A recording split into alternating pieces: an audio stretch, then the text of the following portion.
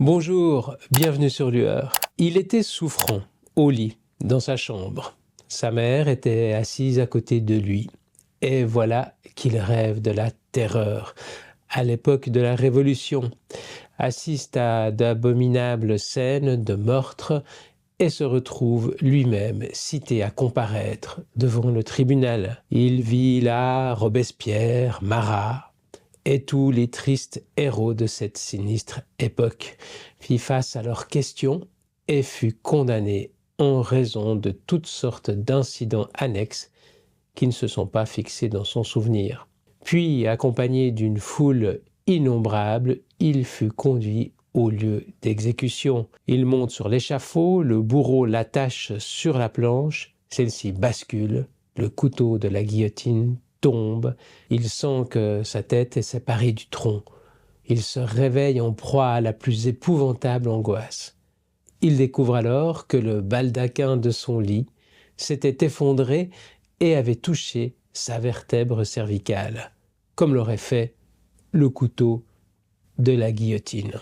Ce célèbre rêve d'Alfred Maury, homme de science du XIXe siècle, qui est un des pères fondateurs d'une science des rêves et du sommeil, a valu à son auteur une certaine popularité, car même le grand Sigmund Freud s'est fendu d'une analyse détaillée à son sujet.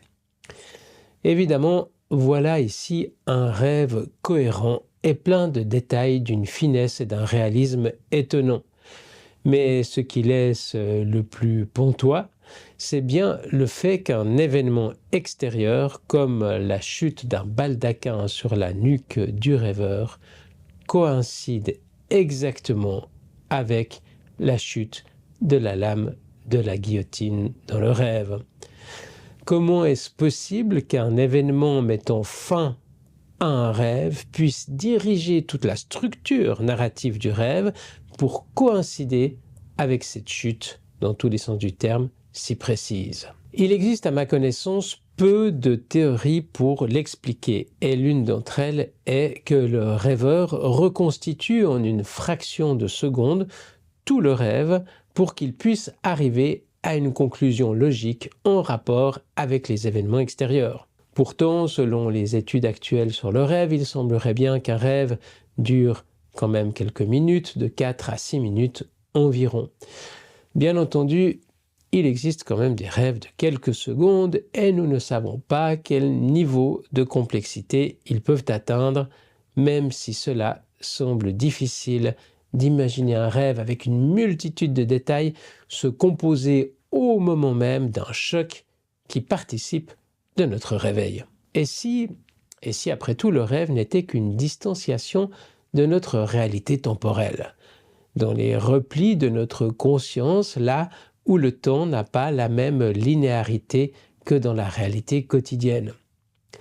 Et les exemples ne manquent pas. Depuis la nuit des temps, les grands hommes, artistes, chefs de guerre, inventeurs ou philosophes ont trouvé des solutions à leurs problèmes grâce aux rêves.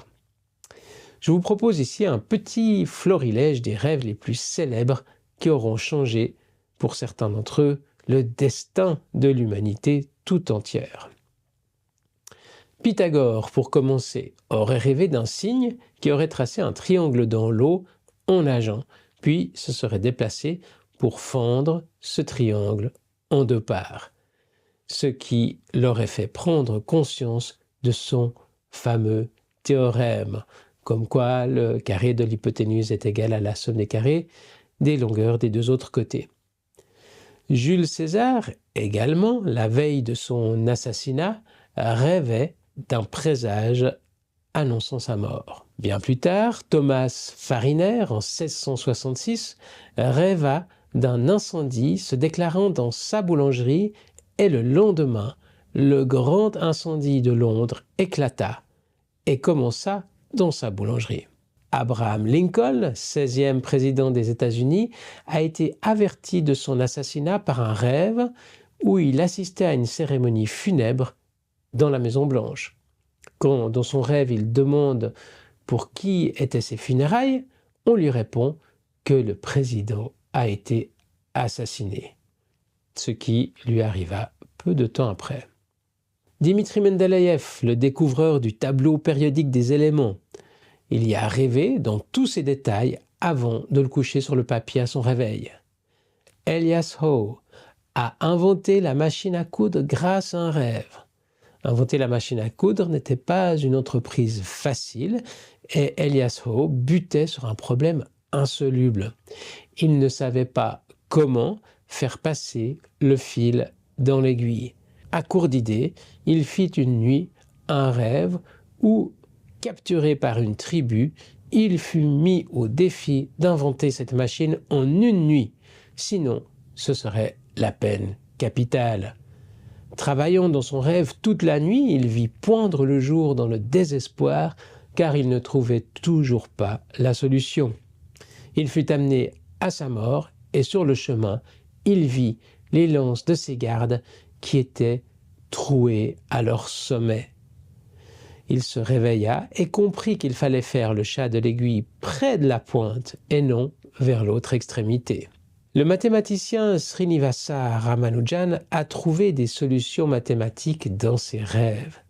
Il les notait tels qu'il les voyait. Il décrit d'ailleurs un rêve où les formules sont notées dans du sang. Albert Einstein lui-même aurait compris que le temps est relatif à l'observateur en rêvant de vaches évitant une barrière électrique.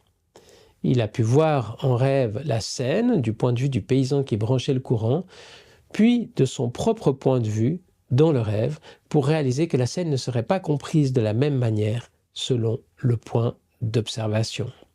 Il y a aussi la découverte par Auguste Kekulé de la forme hexagonale du benzène, qui aurait été inspirée d'un rêve qu'il a fait à propos d'un serpent tournoyant moqueusement devant ses yeux et se mordant la queue. Kekulé, un chimiste allemand du XIXe siècle, qui a transposé l'image de l'ouroboros, donc le serpent se mordant la queue, dans un anneau hydrocarboné. 6 atomes de carbone également espacés, avec des électrons partagés également et des hydrogènes disposés sur les coins. Il a résolu ainsi la structure moléculaire de ce produit chimique inflammable. Larry Page, le créateur de Google, a été inspiré par un rêve dans lequel, anxieux à l'idée d'avoir été admis par erreur dans son université, il pouvait downloader et conserver tous les liens qu'il trouvait sur le web. À son réveil, il imagina un algorithme pour permettre cela et a commencé la création de Google. On trouve aussi des prémonitions en dehors du cadre des rêves, comme la fameuse couverture du groupe The Coup, où on peut voir les Twin Towers en train d'exploser plusieurs mois avant leur réelle disparition. Alors là, oui, clairement prémonitoire. Plus près de nous et de la francophonie, il y avait l'album de Noir Désir, des visages, des figures, qui sortaient leur grand titre, le grand incendie avec New York et le monde en feu, à la date très précise du 11 septembre 2001. Ou encore, moins connu, l'album Live Scenes from New York, qui affiche la skyline de New York en proie aux flammes et qui sort aussi très précisément le 11 septembre 2001. Et je suis certain que parmi vous, il y a de nombreuses personnes qui ont fait l'expérience de rêves prémonitoires. Allez, je vous en raconte un parmi d'autres qui m'a touché de près. À cette époque, le service militaire était obligatoire en Suisse, mais comme j'avais décidé de ne pas le faire, alors j'ai entamé une grève de la faim. Et ils ont dû avoir peur parce que je n'étais pas bien gros. Et ils m'ont laissé partir après quelques jours. N'ayant pas de logement pendant mon service militaire, je suis rentré chez mes parents qui n'étaient pas chez eux pour plusieurs semaines. Ils étaient partis en vacances à l'étranger. Le lendemain, ma mère appelle sa meilleure amie pour lui dire qu'elle avait rêvé que j'avais quitté l'armée. C'était juste et il n'y avait aucun moyen pour ma mère de le savoir. Alors pourquoi n'étudierions-nous pas la possibilité d'une relativité temporelle auquel le rêve nous donnerait accès? Et si le temps était un paysage? Et si le rêve était la carte qui nous permettait de nous déplacer et de nous orienter dans ce paysage?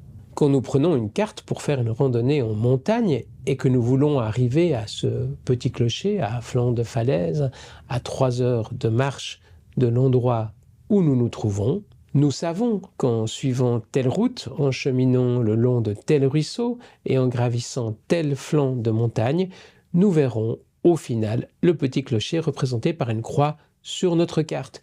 Nous avons pris de la distance par rapport à la réalité géographique. Quand nous arrivons en vue de ce clocher, nous ne sommes pas entièrement surpris de le découvrir. Nous savions que nous allions le voir car nous avons fait tout ce qui était en notre pouvoir pour pouvoir nous en rapprocher. Alors, peut-être que le rêve ou l'état de rêve nous permet de lire une carte. Une carte où l'événement du baldaquin chutant sur la nuque du rêveur figure sur la carte temporelle comme un point que nous croiserons sur notre chemin réel et onirique. Dès lors, notre esprit se rendra à ce point en prenant le chemin du scénario qui lui sera utile pour réaliser le rêve. Et pour cela, il y a peut-être une piste intéressante à explorer. Et c'est une femme juive, Charlotte Berath, qui semble en avoir eu l'idée la première. Charlotte Berath est née en 1907 en Allemagne et vivra une grande partie de sa jeunesse à Berlin. Elle est l'auteure du livre Rêver sous le Troisième Reich. En 1933, alors qu'il ne faisait pas bon être juif en Allemagne, Charlotte Berath se lance dans un projet qui aurait pu lui coûter la vie ou de très sérieux ennuis. Elle en est consciente, mais va commencer, malgré le danger, à interroger les gens de tous les milieux sociaux autour d'elle en leur demandant de raconter leurs rêves. Elle dissimule les noms des personnages publics connus dont les gens pourraient rêver pour éviter des problèmes si ces écrits venaient à être découverts. Elle les enverra par la suite par la poste hors d'Allemagne pour les préserver. Donc dans ses notes, Hitler devient Onkel Hans, Göring devient Gustav et Goebbels devient Gerhard, par exemple. Si les rêves réunis dans ces notes ne peuvent être qualifiés de prémonitoires stricto sensu, ils sont presque prophétiques pour certains d'entre eux, et pour la plupart font part d'un malaise qui s'insinue dans toutes les couches de la société.